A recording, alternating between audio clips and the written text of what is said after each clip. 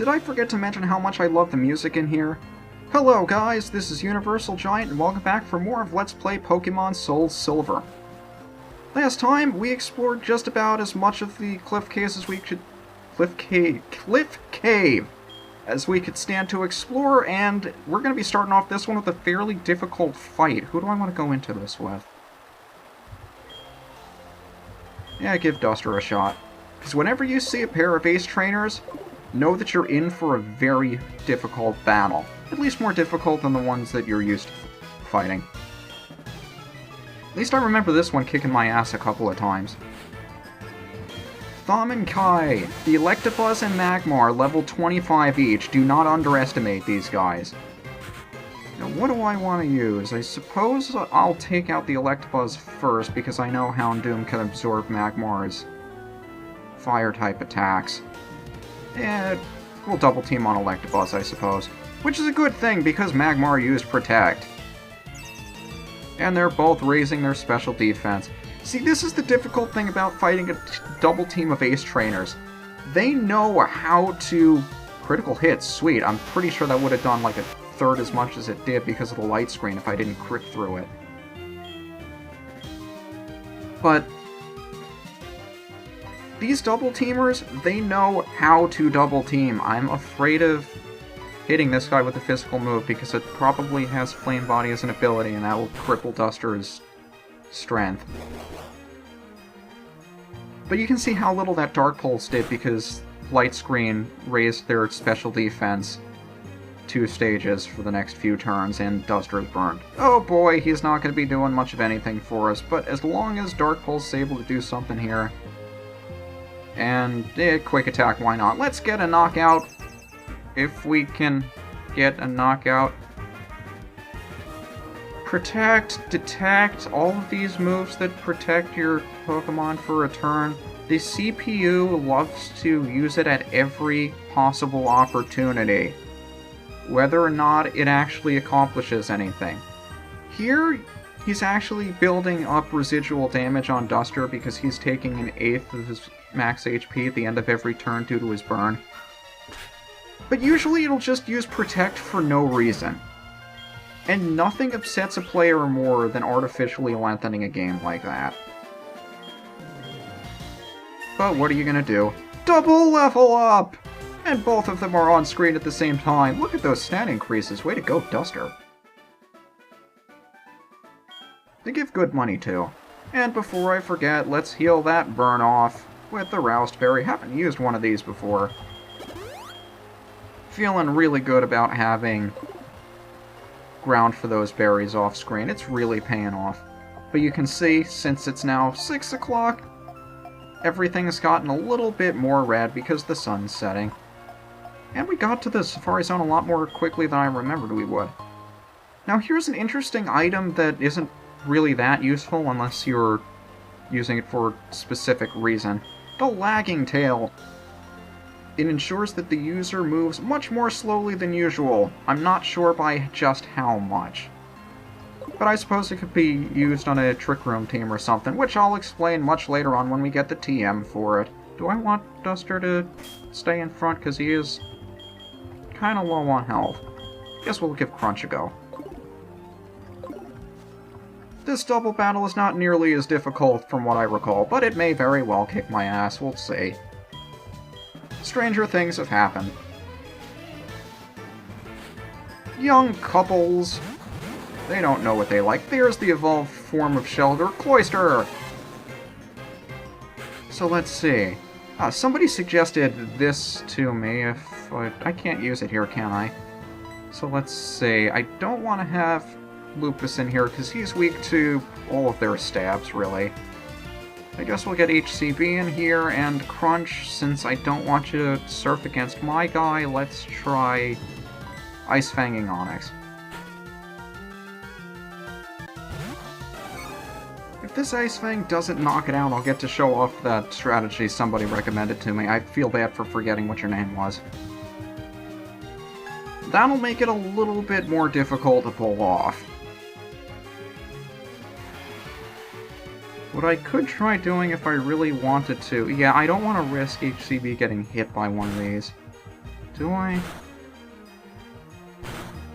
No, I don't want to risk him getting hit by one of these. And since he is really powerful, hitting himself in confusion would be a real pain in the neck. So let's use a Perseverity to heal up that confusion. That'll use up HCB's turn. It shouldn't use up Crunch's turn. So let's see, what can we do here? I suppose we could try another Ice Fang.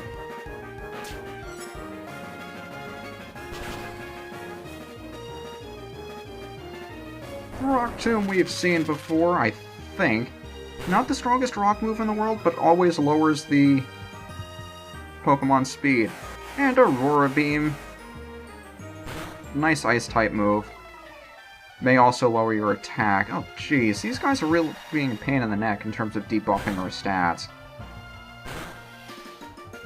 But here's the strategy. Since Crunch's Surf hits all Pokemon on the field, you want to make sure that HCB is out of the way of the attack. So I'll have him use Dig, so he'll be underground when Crunch uses Surf and hits the other two Pokemon. Since Crunch is much slower than HCB, he'll go first and he'll be underground when he uses Surf.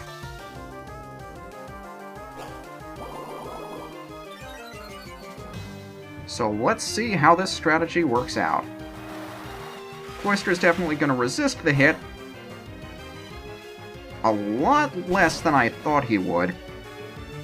I guess it's more physically defensive than specially, but still, I thought he was a little bit more of a tank than that. Oh well, if HCB's Dig isn't going to be enough to knock it out, let's just prep a Bite. Should definitely be enough, though. Really? Wow, this thing is a physically defensive monster. I know my attack has been knocked down once or twice, but this is a freaking Heracross! Good lord. He'll at least be taken out by Sandstorm in a turn. But I don't want to wait that long. So let's just use a quick Headbutt because we can, and Flail because we can, I don't know. So this fight turned out to be more difficult than it needed to be, but it was still more fun.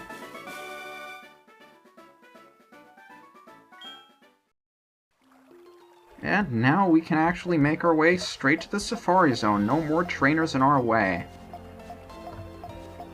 But before we do that, there is a patch of grass over here we can look at, and there's stuff over here. The first thing we ran into, Gloom, evolved form of Oddish. Still grass poison type. This is the thing that you can evolve two different ways depending on what stone you use to evolve it. Sunstone will evolve it into Blossom, it'll lose its poison type, and a Leaf Stone will evolve it into Vileplume. There is one Pokemon I really want to show off over there, but we'll show him off later. We got ourselves a nugget! More free money! This isn't a bad place to do some level grinding either, because these guys yield some really good experience. Now here's a new one we can run into. Fearow we've seen before. Evolved form of Spearow. Not sure why you'd want to pick one up at this point if you don't already have a Spearow, but I suppose if you're lacking in a good, normal flying type, it wouldn't be a bad choice. I just think this is the first time we've been able to run into one, so I figured I'd leave them in. For the most part, the things you're going to be running into here aren't things that we haven't seen before. With a few exceptions, and by God was this a pain in the ass to find. Girafarig! The rare dual normal ghost type, I think? The funny thing about this thing's typing, it can't be hit by normal or ghost moves because both of them are immune to the other, so I actually have to hit this thing with the dark or bug move if I want to hit it for super effective damage. So I'll switch over to Lupus. Really interesting typing, but I don't think he has the most interesting stats in the world. Cute as all hell, though. I hope the other thing I'm looking for doesn't take nearly as long to find, because I've been around here for about 15 minutes already.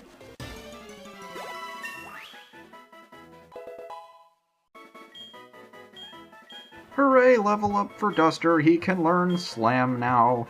Do I want to get rid of a move for Slam? It has 80 base power, but only 70% accuracy. Strength is still the same power, but it hits all of the time. Not gonna bother.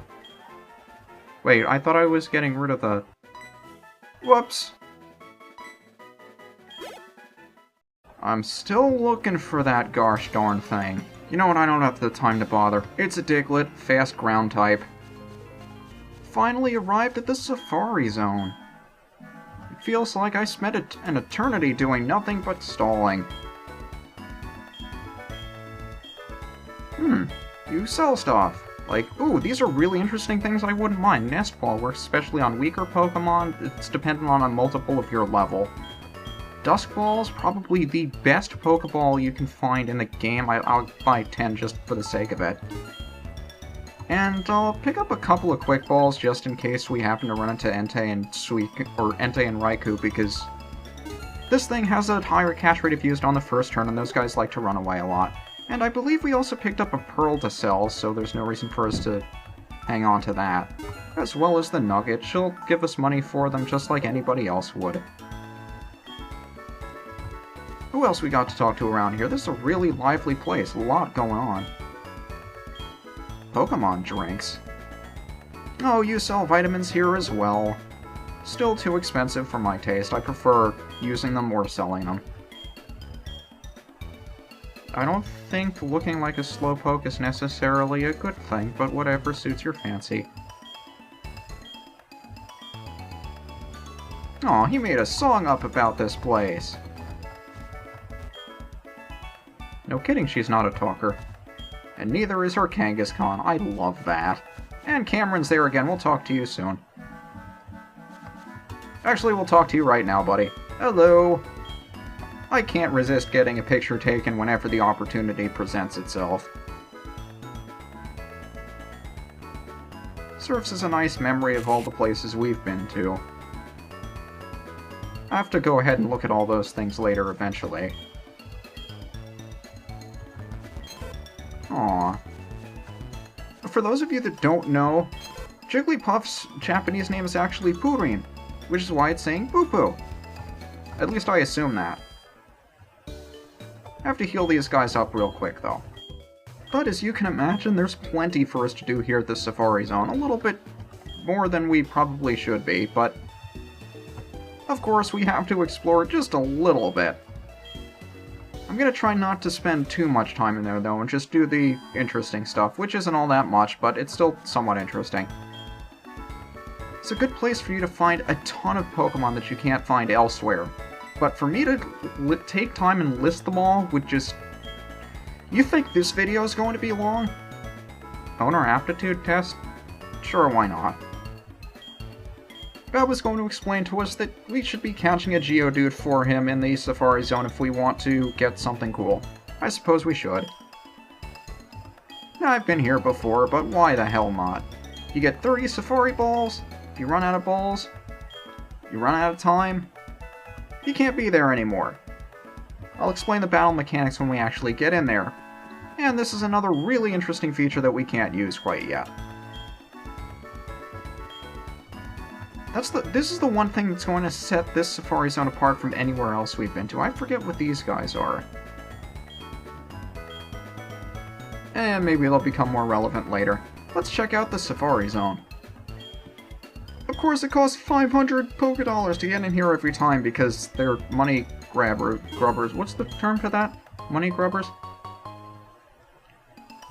But we can find a ton of new and different Pokemon in here that I don't have time to explain because we'd be here for hours instead of minutes. Now the first place you want to run around up here is the first area and see if you can catch yourself a Geodude to show off to Baoba.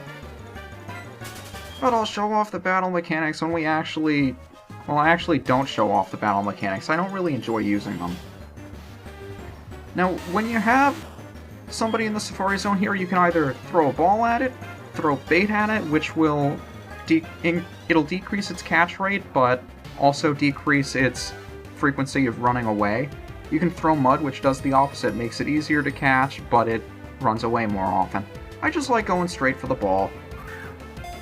We do already have a Geodude, but in order to pass Baoba's test, we actually have to catch one from the Safari Zone here.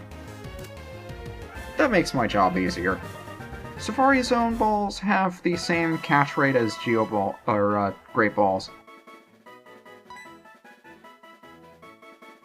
Now, each area has a couple of unique Pokemon you can find.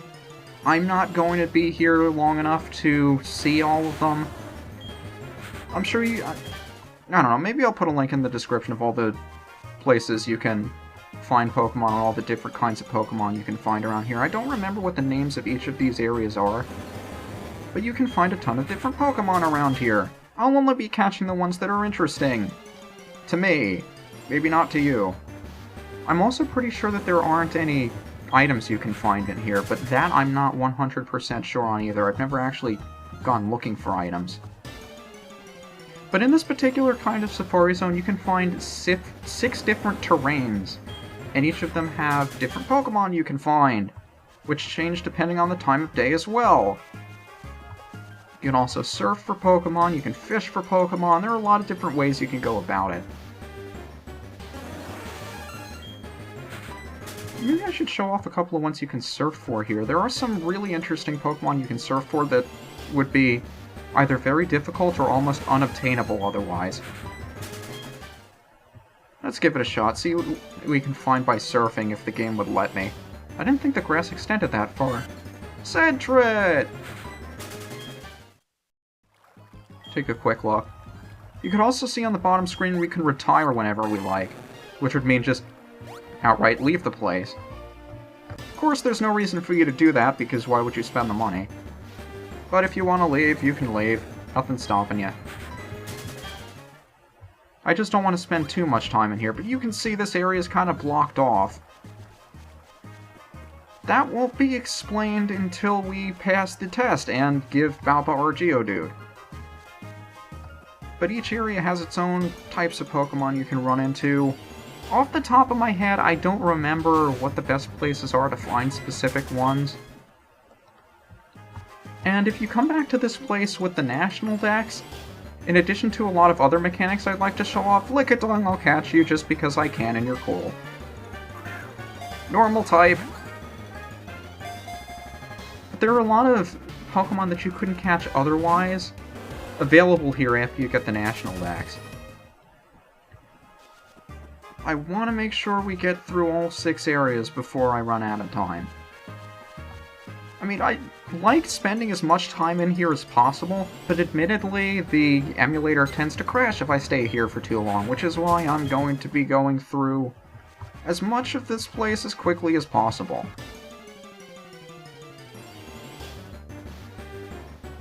And Bellsprout here. I'll just route my way around to the beginning area, and then we'll probably call it quits for this, at least for the time being. But this is a marsh-like area first introduced in the 4th generation. Really interesting kind of area. And I think this is the only place you'd be able to run into Ekans if you were playing that. I think he's a Silver exclusive. I don't know why I'm blanking on that. Can we find the thing I really want to find by surfing here? I forget if it's here or in the other place. Because in one of these areas you can surf around and find Lapras, which is an event-exclusive Pokemon. Well, in-game event-exclusive. Grimer we've seen before, I think. Maybe we haven't. Oh well. I don't want this thing crashing. I'll just head out. We could also retire, but the exit's right here. I see no reason not to just take the exit.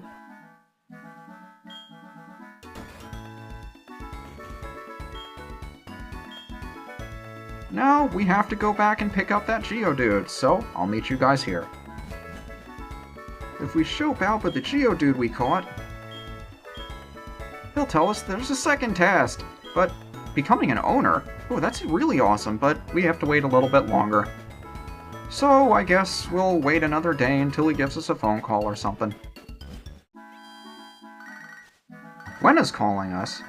Gwenna? I didn't expect to get a call from you.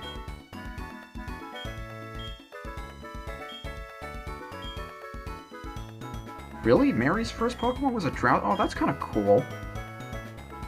Oh, no wonder. That was cool, Gwen. I guess she'll call us the day after. That's really interesting. I didn't know that she actually calls you back if you call her first. Unfortunately for me, this guy is sly to my tricks, and he's not going to give us a call until we actually spend some time playing in the game as opposed to changing the clock. So we're gonna have to wait until we can finish this thing off. But that's probably gonna do it for this episode of Pokemon SoulSilver. Next time, we'll make our way back to Ecruteak City and continue further on to the east to get to our 7th gem. This is UniversalGiant, and I'll see you then.